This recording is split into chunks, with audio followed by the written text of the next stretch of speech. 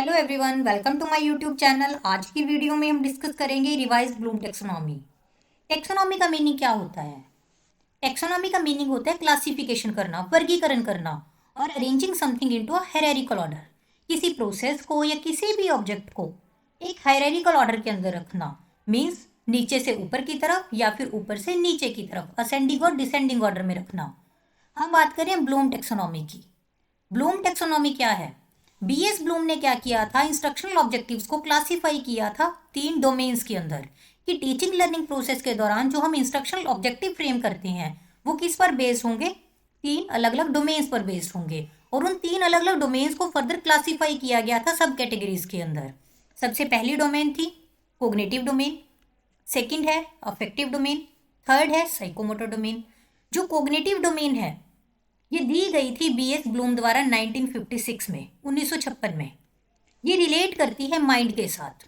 इसका रिलेशन किसके साथ है? माइंड के साथ, मीन्स हमारी मेंटल एक्टिविटीज के साथ, नॉलेज के साथ, रिकॉग्निशन के साथ, रिकॉलिंग के साथ। सेकंड है अफेक्टिव डोमेन। इसे दिया था बीएस ब्लूम ने, क्राथबोल ने, मासिया ने 1964 में। इसका रिलेशन है हार्ट के साथ, मीन्स हमारे इमोशंस के साथ, हमारी फीलिंग्स के साथ। नेक्स्ट है साइकोमोटर डोमेन। इसके प्रोपाउंडर थे सिम्पसन और हैरो। ये इन्होंने दिया था 1966 और 1972 में। इसका रिलेशन है हमारी मोटर स्किल से, मतलब हमारे हैंड से, हमारी फिजिकल एक्टिविटीज के साथ।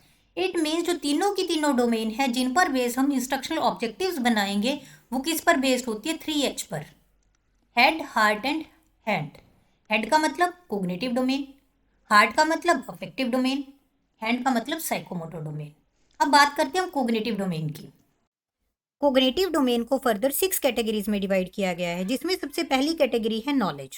इस लेवल पर बच्चा क्या करेगा? नॉलेज गेन करेगा किसी भी कंसेप्ट के बारे में, किसी भी फैक्ट के बारे में, किसी भी टर्म के बारे में, किसी भी प्रिंसिपल के बारे में।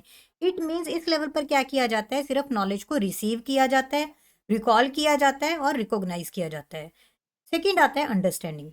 अंडरस्टैंडिंग लेवल पर क्या होता है? जो नॉलेज बच्चे को दी गई है बच्चा उसे क्या करेगा? समझेगा, ट्रांसलेट करेगा, खुद की लैंग्वेज के अंदर इंटरपोलेट करेगा, मीन्स क्लासीफाई करना सीखेगा, डिफ्रेंशिएट करना सीखेगा, डिस्क्रिमिनेशन करना सीखेगा, एक्स्ट्रापोलेट करेगा। जो नॉलेज उसके पास ऑलरेडी है उसी के अंदर अपनी न्यू नॉलेज को मर्ज करेगा, अपनी नॉलेज के एरिया को एक्सटेंड करेगा।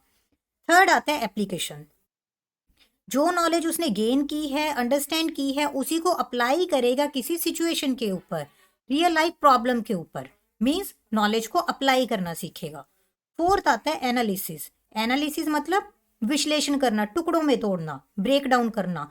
जो नॉलेज उसने सीखी है, गेन की है, जिसको अंडरस्टैंड किया है, उसी को क्या करेगा? वो टुकड़ों में तोड़ेगा। नेक्स्ट आता है सिंथेसिस। सिंथेसिस का मतलब क्या होता है? सिंथेसिस में क्या करते हैं? नॉलेज को ऐसे होल देखते हैं, मीन जो अलग अलग कंसेप्ट हैं उनको जोड़ के एक कॉमन कंसेप्ट बनाना। लाइक 6th क्लास में बच्चे ने फोर्स के बारे में सीखा, 7th क्लास में उसे आगे का कंसेप्ट किया।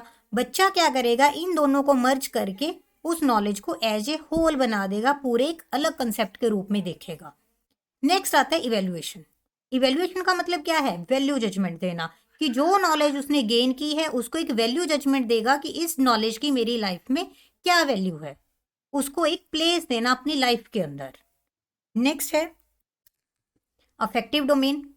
अफेक्टिव डोमेन को फर्दर 5 कैटेगरीज में डिवाइड किया गया है। दी किसने थी? बीएस ब्लूम, क्राथबोल एंड मासिया ने। सबसे पहला जो बेसिक लेवल है वो है रिसीविंग, मीन्स रिसीव करना। बच्चे के अंदर क्या होनी चाहिए? एक विलिंग पावर होनी चाहिए नॉलेज को रिसीव करने की।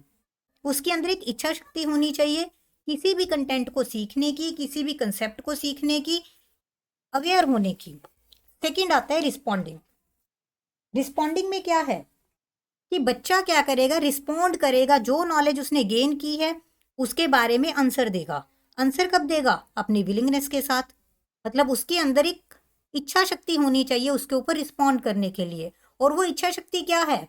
हम उसके अंदर डिवेल्प भी कर सकते हैं। थर्ड आता है वैल्यूइंग। वैल्यूइंग का मतलब क्या है कि जो नॉलेज उसने गेन की है, जिसके बारे में वो रिस्पॉन्ड कर रहा है, उसको एक वैल्यू देना, एक जजमेंट प्रोवाइड करना। Fourth organisation. ऑर्गेनाइजेशन का मतलब क्या है? ऑर्गेनाइज करना, कंसेप्चुलाइज करना। जिस नॉलेज को, जिस कंसेप्ट को वो वैल्यू दे रहा है, उसी को वो क्या करेगा, कंसेप्चुलाइज करेगा, एक ऑर्गेनाइज्ड फॉर्म में रखेगा।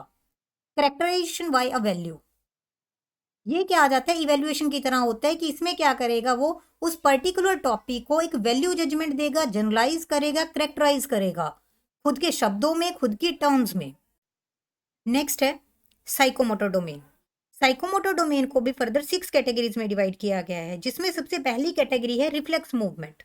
रिफ्लेक्स मूवमेंट का मतलब क्या है, ऐसे मूवमेंट जो हमारे अंदर बाय बर्थ होते हैं, जिनके ऊपर हमारा खुद का कोई कंट्रोल नहीं होता, लाइक आंखों का झपकना, हाथ पैर का हिलना। सेकंड आता है बेसिक फंडामेंटल मूवमेंट, हमारी बॉडी की ऐसी मूवमेंट जो बिल्कुल बेसिक हो, लाइक हाथ पैर का हिलाना, चम्मच पकड़ना, वॉक करना, ये क्या है, बेसिक फंडामेंटल मूवमेंट है, जिन्हें सीखने के लिए हमें किसी पर्टिकुलर स्किल की जरूरत नहीं पड़ती। नेक्स्ट आता है प्रिसेप्चुअल एबिलिटीज। प्रिसेप्चुअल का मतलब क्या होता है, जो सेंसेस से रिलेटेड हो। इट मीन्स ऐसी एबिलिटी जिसमें हमारी सेंस इन्वॉल्व होती है, देखना, ऑब्जर्व करना, टच करके किसी चीज को देखना, टेस्ट करके देखना, सुनना, ये सारी किस में आती हैं, प्रिसेप्चुअल एबिलिटीज में आती हैं। नेक्स्ट आता है फिजिकल एबिलिटीज, जो बेसिक फंडामेंटल मूवमेंट थे उसी को हमारी फिजिकल एबिलिटीज में कन्वर्ट करना, लाइक हमारी बॉडी का स्टेमिना, जो प्रतिकूल कंडीशंस हैं उनके अंदर खुद को एडजस्ट करना, वेट उठाना, ये सब किस में आएंगी, फिजिकल एबिलिटीज में आएंगी। नेक्स्ट आता है स्किल्ड मूवमेंट। स्किल्ड का मतलब क्या है, एक पर्टिकुलर एरिया में अब खुद को डिवेलप करना, स्किल्ड बनाना, लाइक स्विमिंग है, डांसिंग है, रनिंग है, ये सारे के सारे क्या है हमारे बॉडी मूवमेंट, लेकिन उस पर्टिकुलर फील्ड के अंदर खुद क्या है, हमारी एक स्किल है। नेक्स्ट है non discursive communication. Non discursive communication क्या है कि जिसमें हम अपनी किसी भी बात को, किसी भी विचार को बोलकर शेयर नहीं करते, हमारी बॉडी लैंग्वेज उसे बताती है, लाइक हमारे फेशियल एक्सप्रेशन, पेंटिंग के थ्रू, पोस्टर के थ्रू, तो वो सारे के सारे किस में आते हैं, नॉन डिस्कर्सिव कम्युनिकेशन में आते हैं। नेक्स्ट आता है revise Bloom taxonomy. Bloom taxonomy को रिवाइज करने से पहले हमारे पास एक अप्रोच आई जिसका नाम था RCEM approach, regional college of education Mysore, 1972। इस अप्रोच में क्या कहा गया था कि जो कोग्निटिव डोमेन है उसकी 6 सब कैटेगरीज हैं, knowledge, understanding, application, analysis, synthesis and evaluation. In 6 categories को हम क्या कर सकते हैं, सिर्फ 4 कैटेगरीज में डिवाइड कर सकते हैं। फर्स्ट 3 एज इट इज, और लास्ट 3 को एक कॉमन कैटेगरी दे दी गई जिसका नाम था क्रिएटिविटी। मीन्स एनालिसिस भी किसका पार्ट है, क्रिएटिविटी का पार्ट है, सिंथेसिस भी और इवेल्युएशन भी। तो RCM अप्रोच के अकॉर्डिंग कोग्निटिव डोमेन में सिर्फ 4 सब कैटेगरीज थी, knowledge, understanding, application and creativity. अब बात करते हैं रिवाइज ब्लूम टेक्सोनॉमी की।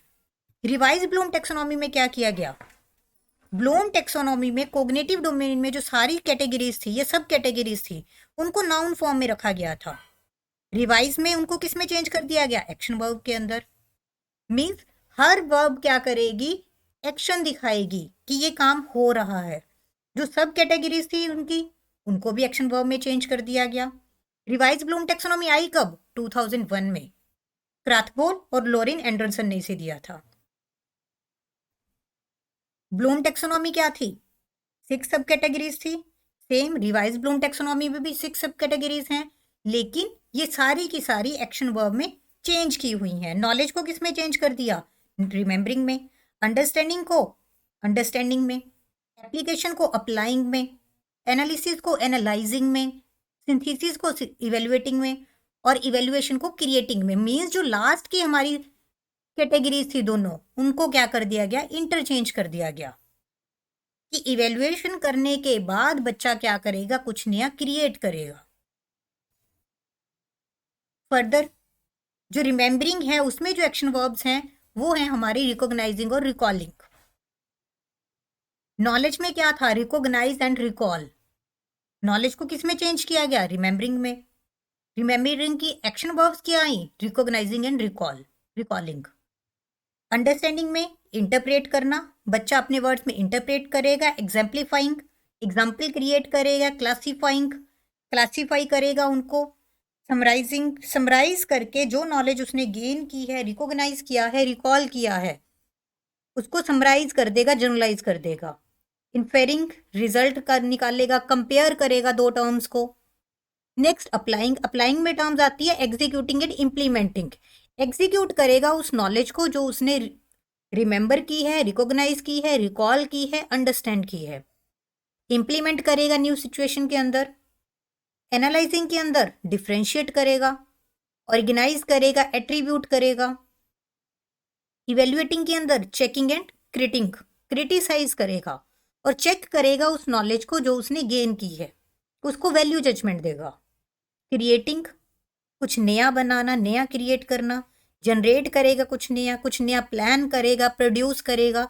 It means revise Bloom taxonomy में क्या था कि सारे की सारी जो नाउन वर्ब्स थी वो किस में चेंज कर दी गई, एक्शन वर्ब्स में। और जो हायर ऑर्डर थिंकिंग लेवल था, इवेल्युएशन और सिंथेसिस, उन दोनों को क्या कर दिया गया, इंटरचेंज कर दिया गया और सिंथेसिस को रिप्लेस कर दिया गया क्रिएटिविटी के साथ। ये थी हमारी revised Bloom taxonomy. I hope ये कंटेंट आपके लिए यूजफुल होगा। मिलते हैं नेक्स्ट वीडियो में। Thanks for watching.